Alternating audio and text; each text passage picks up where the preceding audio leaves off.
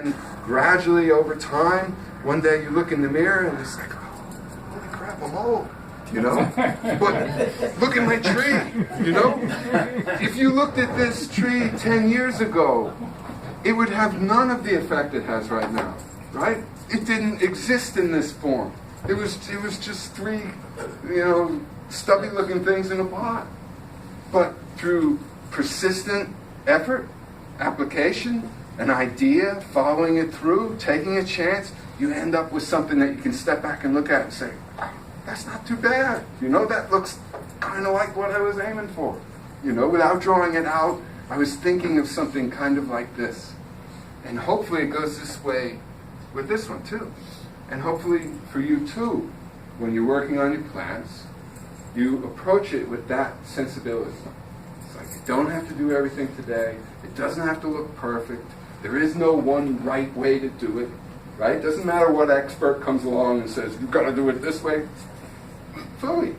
You agree with them or you don't, right? They're experts, so presumably they know something, right? And you're probably well advised to listen to them, at least to some degree. But if you have a strong feeling like, this is what I want my tree to look like, do it that way. Don't let anybody ride you off that. Do it that way, because that's being creative. That's being expressive. And there's such a rich field of enjoyment available in going that route. It's not the only way. There are other ways. You can get enjoyment that way too. But I'm here to tell you that taking the creative tack and trying to do something a little bit different and more personal is a good thing. It's a good thing in bonsai, and I think it would do bonsai a lot of good to have more of that happen. And then maybe you'd have to get a bigger room to hold your meetings in, because more people would be saying, hey, bonsai, that's pretty cool, I'd like to learn how to do that. Do you think younger bonsai people in Japan are thinking more natural? I have no idea. No idea. A great honor came to me this year. It came at a bad time. It came like in the run-up to Expo, so I couldn't enjoy it as much as I might have. But a college student from UNCA contacted me and said, I'm an art major, and we have an assignment in our class where we're to approach an artist in the Asheville area and, do an interview with them. And I know you're real busy because you got your show coming, so I got permission from the instructor to write it out as a survey kind of question and answer thing. Well, right away I felt, very pleased to be thought of as an artist. That's a very high compliment, whether it's deserved or not. It's nice when somebody thinks of you that way. And there were some interesting questions. Do you have an artistic statement? What's that, like a resume or something? An artistic statement? No, I don't have one of those. I thought your work was your artistic statement. You make stuff, and people know what you mean by looking at what you do. But one of the questions made me stop and think about something that turned out to be important to me. He said, could you name some things that you feel are successes? And maybe he meant like individual pieces, like, this elm group came out really nice, right? But instead, I thought of it in a broader sense. And I said there are two accomplishments that I feel particularly proud of in bonsai. One is that after all this time, it's finally making sense to me as an artistic medium, like pen and paper is a medium, like music is a medium, right? This is a way for you to express yourself.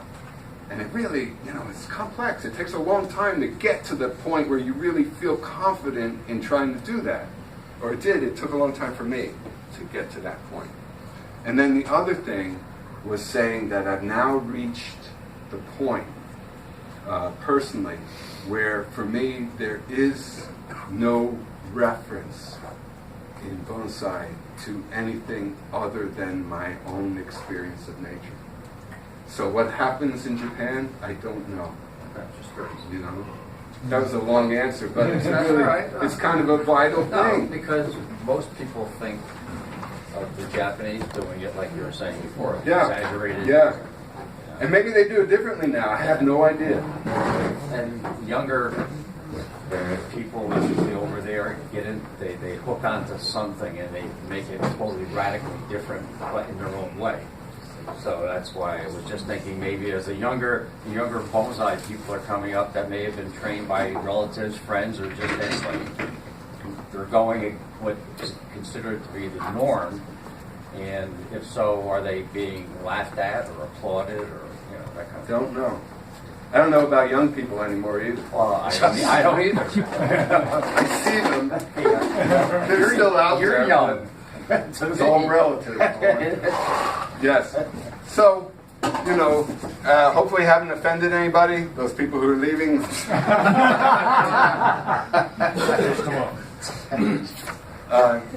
Questions? Right. Comment, Mark. I really appreciate hearing you and the philosophy that goes along with it, not just the bonsai I enjoyed last year in Nashville. The big goal for me is to have my tree survive during the winter, and I've got a little pine forest that's made it 3 years, so I'm just as happy as I can be just to that one goal. Yeah. But I skipped the step where you have to learn how to do it right, and then you can vary it and do it on your own. Yeah. I skipped that because when I first came to this meeting 3 years ago, I confessed that I like mudmen. And they didn't laugh me out of the room. Yeah. So I still have mudmen, and I have trees that I love that I grow the way that I want to. Every once in a while I look back at the book kind of to see it, but I skipped that step of learning how to do it right before I do it my way. And it's been a very enjoyable trip, and I probably have to catch up on some better stuff more correct, but it's very refreshing. I really appreciate your whole philosophy and your way of looking at things, because that's truly what I see. I need to get out from my business, my life. It's all right angles and cement and hard and work and business and machines and tech and on my phone. And you really need to get away. I got to get out. And nature, it's so chaotic. I mean, everything is just there's not all this one. It's chaotic, but it's not chaotic. No. It all works. Right. It all works together. That's the amazing thing about it. What appears to us as chaos is actually this big unified system that, left to its own devices, runs, forever as far as we know. Did you not put moss on that on the tree over there? It had moss on it, and I took it off in preparation for the winter. I don't like leaving the moss on in the wintertime, mostly because it makes it harder for me to tell when they need watering. Big part of when you got a lot to water, your visual sense can help you determine. You look at dry soil, you can tell it apart from moist soil. So being able to see it. Up in Nashville? No, they're still out on display. We've not had any serious cold yet. We've gotten down to freezing like 1 or 2 nights. That was it. Yeah. Anyone else? A comment. Yes. Lucky enough to go to Spain a few years ago and came into Madrid and read about the gardens there where they had one of the ex-king's bonsai trees on display. So it was a big, beautiful arboretum garden, and then one spot had a bonsai exhibit. And it doesn't even come close to Asheville. Wow. Well, that's good. Yeah. Except Spain isn't known as a hotbed for bonsai. Just because the guy was king. We are. Yeah, right. But I thank you for that. Sir Arthur's trees. For now they are, and then one day I leave and there's somebody else's. Another king. Yeah. Well, that's how it is with your trees and everybody else's trees. Estate plan.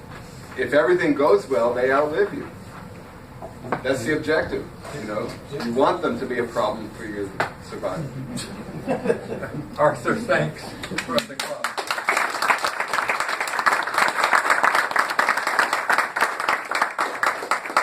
3 announcements. If you need a membership application, see me up here.